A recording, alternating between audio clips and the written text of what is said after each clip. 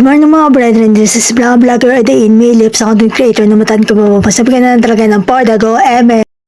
So another day, another mini vlog na naman nga tayo. So for today's video nga, nakaligo na nga pala tayo sa mga oras na yun at di ko na nga na-video yung mga iba pang kaganapan at nag-aayos nga lang pala tayo sa mga oras na yan. Nang hindi naman tayo mukhang haggard sa ating pupuntahan. Today Sunday nga pala at yun nga pala gaganapin ang aming 26th year anniversary sa Bataan Tourism Babylon. Makakapasyal nga ulit tayo sa Bataan Tourism na para bang ngayon lang tayo nakapunta ng Bataan Tourism. Hala hindi, eme. Sa totoo lang, pangatlong punta na natin doon. Napakarami ko nga namang dinadala sa inyo. By the way, nag-outfit check nga lang pala tayo dyan pag tapos nating mag-ayos. Nang matapos nga tayong mag-outfit check ay lumabas na tayo at yan nga pala si Inang. She is 91 years old this coming May. Ang ganda-ganda ni Inang. Ganang Portago. O diba ginawa ko lang yung intro ko. Nang matapos nga kami kala Inang ay lumabas na nga kami kasi nandiyan na si Pastor. Fast forward na sa Bataan Tourism na nga kami sa mga oras na yan at di pa naman nagsisimula ang worship service. Marami-rami na nga ang tao sa mga oras na yan. Habang hindi pa nga nagsisimula, may pagkakataon pa ako mag-video-video at yan lang naman ako, tamang pakwit lang naman sa camera. Yan nga lang pala yung mga kasama ko sila, Sister Jade, Sister Amber. Isa nga pala kami sa choir, maya-maya nga ay nag-start na ang worship service at kumanta lang naman kami, maya-maya nga ay pinapili na ang choir at kumanta na din yung choir. Dalawang kanta nga ang kinanta namin. Una nga namin kinanta ang Not to Us, sunod ang Making Jesus Known by Love with 200 Boys Choir. Bilang paghahanda sa aming 26th year anniversary. Happy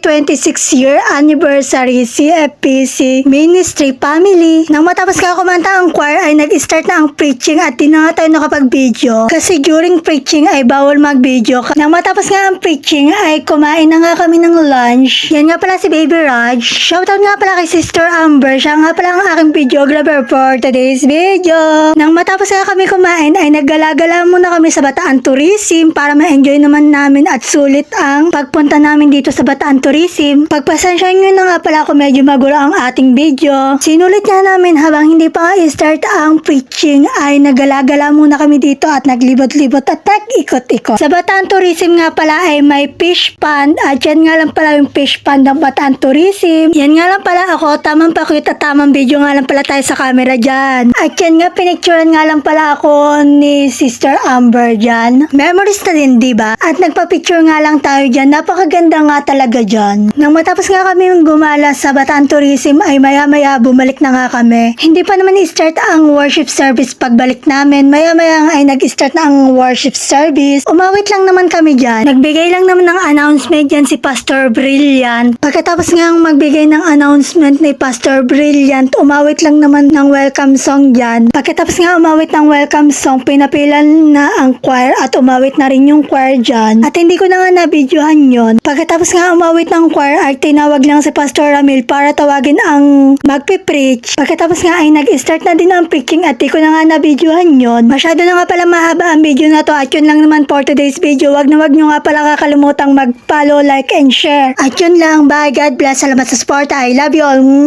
Thanks for watching.